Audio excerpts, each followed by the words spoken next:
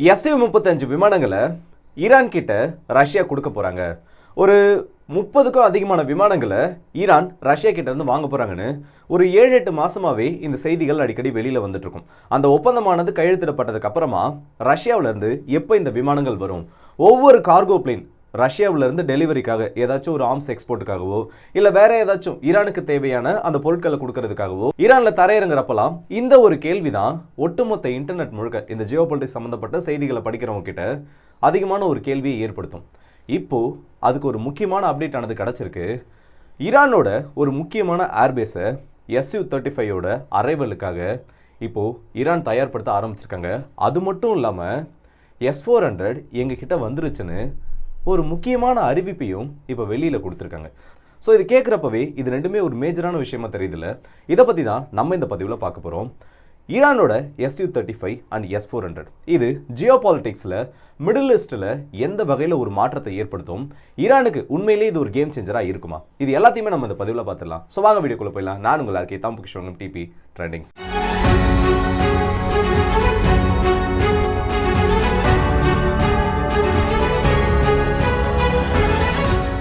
ஹமடான் air base ஈரானோட ஒரு முக்கியமான tactical ஏர்பேஸ்னு சொல்லலாம். அவங்க கிட்ட இருக்கிறதுலையே ரொம்ப பெரிய ஏர்பேஸ்னு சொல்லலாம். இதை ஈரான் ரொம்ப காலமாக பயன்படுத்திட்டு இருக்காங்க.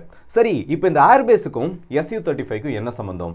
இப்போ Su-35ன்றது ரஷ்யாவோட தயாரிப்பு. ஈரான் கிட்ட வந்து ப்ராப்பராக ஒரு பெரிய விமானப்படைன்றது கிடையாது. 1979க்கு முன்னாடி அமெரிக்கா கிட்ட இருந்து வாங்கின விமானங்களையும் அதுக்கப்புறம் ரஷ்யா கிட்ட இருந்து ஒரு சில விமானங்கள், மிக் விமானங்கள், Su-24 போன்ற ஒரு சில விமானங்கள் மட்டும்தான் ஈரானோட விமானப்படையில் இப்போதைக்கு இருக்கு. மற்றபடி அவங்களோட ரைவல்ரியா இருக்கு, அவங்களோட முக்கியமான எதிரிகளா இருக்க சவுதி அரேபியாவா இருக்கட்டும் இல்ல இஸ்ரேலா இருக்கட்டும், இவங்க கிட்ட ரொம்பவே ஒரு சக்தி வாய்ந்த விமானப்படையானது இருக்கு. குறிப்பா இஸ்ரேல் கிட்ட சொல்லணும்னா மிடில் ஈஸ்ட்லேயே ரொம்பவும் பவர்ஃபுல்லான அதிசக்தி வாய்ந்த விமானங்களா சொல்லக்கூடியது எல்லாமே இஸ்ரேலோட ஆர்சனல்ல இருக்கு.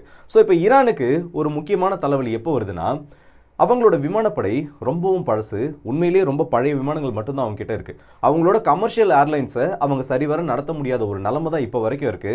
இது எல்லாத்துக்குமான காரணம் ஈரான் மேலே போடப்பட்டிருக்க அந்த பொருளாதார தடைகள் மட்டும்தான். சரி, இந்த அளவுக்கு பொருளாதார தடைகள் இருக்கப்போ கண்டிப்பாக வெஸ்டர்ன் கண்ட்ரீஸ்ல இருந்து விமானங்களை வாங்க முடியாது.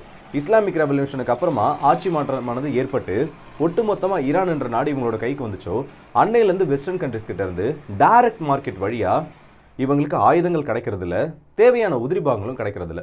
ஸோ இப்போ ரஷ்யாவுக்கு ஈரானுக்கு நடுவில் ஒரு பெட்டர் அண்டர்ஸ்டாண்டிங் வருது 2022 ரஷ்யா உக்ரைன் போருக்கு அப்புறமா.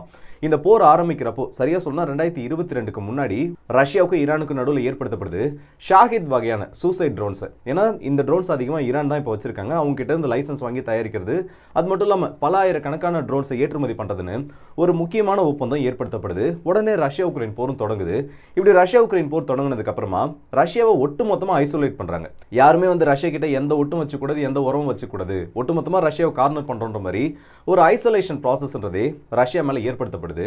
இந்த டைமை சரியாக பயன்படுத்திக்கிட்ட ஈரான் ரஷ்யாவுக்கு ஆயுதங்களை கொடுத்து பல தொழில்நுட்பங்களை ரஷ்யா கிட்ட இருந்து வாங்குறாங்க. அதில் ஒன்று தான் இந்த Su-35க்கான டீலும். ரஷ்யாவுக்கும் வேறு வழி இல்லை. இந்த டைமில் அவங்களுக்கு யார் உதவுறாங்களோ, ஏன்னா இது ரஷ்யாவுக்கு வந்து ரொம்ப ஒரு கிரிட்டிக்கலான டைம். யாரோட சப்போர்ட்டும் இல்லாதப்போ நமக்கு யார் ஹெல்ப் பண்ணுறாங்களோ அவங்களுக்கு தேவையான உதவிகளை நம்மளும் கொடுக்கலான்ற ஒரு முடிவுக்கு ரஷ்யா வராங்க. ஸோ முக்கியமான பல ஒப்பந்தங்கள், குறிப்பாக ஹைப்பர்சோனிக் மிசைல் சம்பந்தப்பட்ட சில தொழில்நுட்பங்களும் ஈரானோட விமானப்படையை நவீனப்படுத்துறதுக்கான அந்த சில உதிரிபாகங்கள் தாண்டி மேஜரான பல எக்யூப்மெண்ட்ஸ்ன்றது ரஷ்யாவிலேருந்து ஈரானுக்கு வர ஆரம்பிக்குது.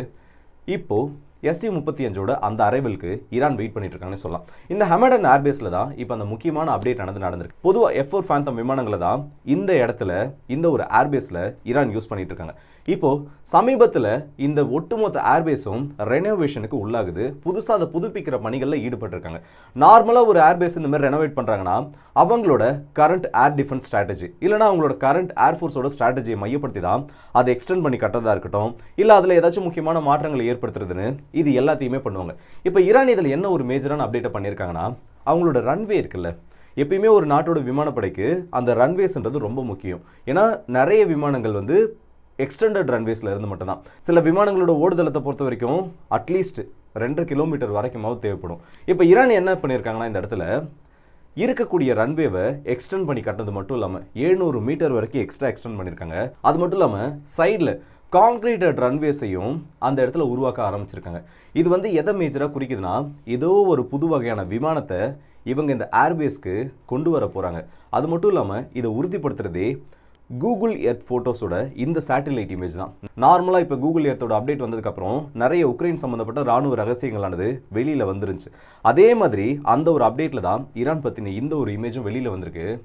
அவங்களோட ஹேங்கர்ஸ், விமானங்களை நிறுத்தி வைக்கிறதுக்காக பயன்படுத்தக்கூடிய அந்த ஹேங்கர்ஸை ரொம்பவே பெருசாக எக்ஸ்டெண்ட் பண்ணி கட்ட ஆரம்பிச்சிருக்காங்க. பழைய ஹேங்கர்ஸ்ன்றது, பழைய இமேஜஸை எடுத்து பார்த்தோன்னா வெறும் 15லேருந்து 18 மீட்டர் இருக்கக்கூடிய அந்த ஹேங்கர்ஸை ஒட்டுமொத்தமாக இப்போ டெமாலிஷ் பண்ணிவிட்டு 30 மீட்டர், அதுவும் ஆர் ஷேப்பில் இருக்கக்கூடிய ஹேங்கர்ஸை 30 மீட்டர்ஸ் அகலத்தில் இந்த இடத்துல புதுசாக கட்ட ஆரம்பிச்சிருக்காங்க. இது எதுக்கான ஒரு அறிகுறி தெரியுமா? இந்த விமான தளத்தில் ஏற்கனவே F4 விமானங்களை மட்டும் தான் பயன்படுத்தியிருந்தாங்க. அதோட மேக்ஸிமம் விங் லென்த்ன்றதே 11லேருந்து 12 மீட்டருக்குள்ளே தான். ஆனால் Su-35யோட அந்த விங் ஸ்பேன் தான் ஆல்மோஸ்ட் ஒரு 18 மீட்டர் வரைக்கும் இருக்குது. ஸோ Su-35க்காக இந்த ஒரு ஏர்பேஸை இப்போவே ஈரான் தயார் பண்ண ஆரம்பிச்சிருக்காங்க. ஆல்மோஸ்ட் இது ஒரு கன்ஃபார்ம்டான விஷயம் தான். ஏன்னா விமானங்கள் வரப்போகுதுன்றது தெரியும். எப்போ வரப்போகுது, எந்த டைமில் வரப்போகுதுன்றது மட்டும்தான் இப்போதைக்கு ஒரு கேள்வியாக இருக்குது. அதுவும் இந்த ஆர்ட் ஷேப்ட் ஹேங்கர்ஸை பொறுத்த வரைக்கும் இதோட ஒரு மேஜர் அட்வான்டேஜ் என்ன தெரியுமா? இன்கேஸ் ஒரு ட்ரோன் தாக்குதல் நடத்தப்பட்டாலோ இல்லை சின்ன சின்ன மிசைல்ஸால் இந்த ஹேங்கர்ஸ் மேலே அடித்தாலோ அதோட டிசைன் ஷேப்பின் காரணமாக பெரிய இம்பேக்டை அது தாங்குற மாதிரி அதை உருவாக்குவாங்க. ஸோ வருங்காலங்களில் மேபி ஏதாச்சும் பிரச்சனை நடக்கலாம், நம்மளோட விமானத்தளங்களை ரொம்ப சேஃபாக வச்சுருக்கணுன்றதுல ஈரான் இப்படி ஒரு விஷயத்தை இப்போவே பண்ண ஆரம்பிச்சிருக்காங்க. Su-35 பொறுத்த வரைக்கும் இது ஒரு மேஜரான ஒரு விஷயமா இப்போ ஈரானில் மாறிட்டு இருக்கு. அது மட்டும் இல்லாமல் IRGCயோட ஒரு முக்கியமான நபர் அவங்களோட நாட்டு டெலிவிஷனுக்கு கொடுத்த ஒரு இன்டர்வியூவில் அவர் வேணும்னு சொன்னாரா இல்லை வாய் தவறி சொன்னாரான்னு தெரியல. ஈரான் வந்து இப்போ S-300யும் S-400யும் டெப்ளாய் பண்ண ஆரம்பிச்சிட்டோன்னு ஒரு வார்த்தையை சொல்லிட்டாரு. S-400ன்னு சொன்னதும் அந்த ஆங்கர் திரும்ப இன்னொரு விஷயத்தை கேட்குறாரு, எனது S-400 S-400 வந்து ஈரான் கிட்ட இல்லையே, நீங்கள் வந்து ஏன் இதை பற்றி சொன்னீங்க, இல்லை மேபி S-400 ஈரான் யூஸ் பண்ணிட்டு இருக்காங்களான்னு திரும்ப அந்த கேள்விகளானது கேட்கப்பட்டதுக்கு அவர் ஒரு விஷயத்தை சிரிச்சுட்டு சொல்கிறாரு, S-400 இல்லையா, யார் சொன்னது, நாங்கள் வந்து இப்போ எந்த தகவலையும் வெளியில் சொல்ல மாட்டோம், எங்ககிட்ட இருக்குன்னு சொல்ல மாட்டோம், இல்லைன்னு சொல்ல மாட்டோம், நேரம் வரும்போது அதை பற்றி எல்லாருமே தெரிஞ்சுப்பீங்க, நாங்கள் அனௌன்ஸ் பண்ணுறதுக்கு முன்னாடியே அதோட பெர்ஃபார்மன்ஸ் இந்த உலகத்துக்கு அதோட வருகையை அனௌன்ஸ் பண்ணோம். ஈரான் கிட்ட இந்த வகையான ஆயுதங்கள் இருக்கா இல்லையான்றதை ஒரு ஸ்மைலோடு சொல்லி முடிச்சிட்டாரு. ஸோ Su-35 ஒரு பக்கம், மேபி இது வந்து ஒரு ப்ரொபகண்டா நியூஸாக கூட இருக்கலாம். ஏன்னா அந்த செய்தியானது எடுக்கப்பட்டது, அந்த தொலைக்காட்சி பேட்டியானது எடுக்கப்பட்டது அவங்களோட நாட்டு ஊடகங்கள் வழியாக தான். இவர் வாய் தவறி சொன்னாரோ இல்லை இது எல்லாமே ஸ்கிரிப்டடான விஷயமோ, ஏதோ ஒரு பெரிய பிளான்காக ஈரான் இப்போ ரெடி ஆகிட்டு இருக்காங்க. Su-35 பொறுத்த வரைக்கும் ஒரு கேப்பபிளான ஃபைட்டர் ஜெட். என்னதான் வந்து ஸ்டெல்த் விமானங்கள் கூட அதை கம்பேர் பண்ண முடியாதுனாலும் இஸ்ரேல் இப்போ நேரடியாக பிரச்சனைன்னு வந்தால் யாருக்கு வரும்? ஈரானுக்கு இஸ்ரேலுக்கும் தான் வரும். இஸ்ரேல் கிட்ட F-35 விமானங்கள் இருந்தாலும் ஸ்டெல்த் கேட்டகரியில் மட்டும்தான் ஒரு ஸ்டெப் F-35 இந்த Su-35ஆல் எங்கேஜ் பண்ண முடியாதுன்னு சொல்லலாம். மற்றபடி அட்வான்ஸ்டு ஏவியானிக்ஸாக இருக்கட்டும், ஏன் இதே மாதிரி F-35 விமானங்களை பிளாக் சீப் மேலே வச்சு Su-35 இன்டர்செப்ட் பண்ண கதையெல்லாம் இருக்குது. திடீர்னு பார்த்தோன்னா பிளைண்ட் பண்ணி F-35யோட ஸ்க்ரீன்ஸில் தெரியாத அளவுக்கு Su-35 உள்ளே வந்த கதையெல்லாம் இருக்குது. ஸோ இந்த விமானம் தான் இந்த இடத்துல சுப்பீரியர். டெக்னிக்கல் கேரக்டரிஸ்டிக்ஸை வச்சு மட்டும்தான் இதை பேச முடியும். மற்றபடி வந்து பைலட்டோட திறமைன்றது தனி. என்னதான் ஒரு பெரிய விமானமாக இருந்தாலும், அது கேப்பபிளான ஒரு விமானமாக இருந்தாலும், அதை ஓட்டக்கூடிய பைலட்டுக்கு திறமை இல்லைன்னா அதை வச்சு எந்த ஒரு யூஸும் கிடையாது. அது F-35க்கும் பொருந்தும், Su-35க்கும் பொருந்தும். ஸோ Su-35 பற்றி நம்ம நிறைய விஷயங்கள் சொல்லலாம். இது வந்து இந்த அளவுக்கு கேப்பபிளான ஒரு விமானம், இது வந்து இவ்வளோ பேலோட்ஸை இதை போய் எடுத்துகிட்டு போகும், 500லேருந்து 600 மீட்டர் ரன்வே இருந்தாலே போதும், கிரிட்டிக்கல் டைம்ஸில் இதனால் டேக் ஆஃப் ஆக முடியும். அந்த அளவுக்கு கேப்பபிளான ஒரு ஃபைட்டர் ஜெட்டாக இருந்தாலும் இதில் ஒரு பெரிய கொஷின் மார்க் எந்த இடத்துல வரும்னா, ஈரானோட ஃபைட்டர் ஜெட்டை ஓட்டக்கூடிய அந்த பைலட்ஸ் அந்த அளவுக்கு ட்ரெயின்டாக இருக்காங்களா? அது மட்டும்தான் ஒரே ஒரு கேள்வி. இவங்களுக்கான ட்ரைனிங் வந்து ரஷ்யாவில் கொடுக்கப்பட்டாலும் இல்லை இந்த டீல் ஒப்பந்தமானதுக்கு அப்புறமா அவங்களுக்கான ட்ரைனிங்ஸ் அங்கே ஆரம்பிச்சிருந்தாலும் அதை எந்த அளவுக்கு அவங்க யூஸ் பண்ண போகிறாங்கன்றதை பொறுத்து தான் உண்மையிலே இந்த ஜெட்ஸால் ஈரானுக்கு பயன் இருக்குமான்ற அந்த ஒரு கேள்விக்கு நமக்கு பதில் தெரிய வரும். ஸோ இப்போதைக்கு பார்த்தோன்னா ஈரான் Su-35யோட அரைவலுக்கு ரெடி ஆகிட்டு இருக்காங்க. அது மட்டும் இல்லாமல் மேபி S-400 அவங்க டெப்ளாய் பண்ணியிருக்கலாம்னு சொல்கிறாங்க. ஸோ இந்த வீடியோ பற்றி உங்களோட கருத்துக்களை கமெண்ட் செக்ஷனில் சொல்லுங்கள். அடுத்த வீடியோ சந்திப்போம். அதுவரை உங்கள் முடிப்பது உங்கள் எல்லாருக்கே. குறிப்பாக ஈரான் S-400 வச்சிருப்பாங்களா மாட்டாங்களா, இல்லை Su-35 வந்தாலும் ஈரானுக்கு அதனால பயன்கள் இருக்குமா இல்லையான்னு நீங்கள் என்ன நினைக்கிறீங்கிறத கமெண்ட்ஸில் சொல்லுங்கள். ஸோ இந்த வீடியோ பற்றி உங்களோட கருத்துக்களை கமெண்ட் செக்ஷனில் சொல்லுங்கள். அடுத்த வீடியோ சந்திப்போம். அதுவரை உங்கள் முடிப்பது உங்கள் எல்லாருக்கே.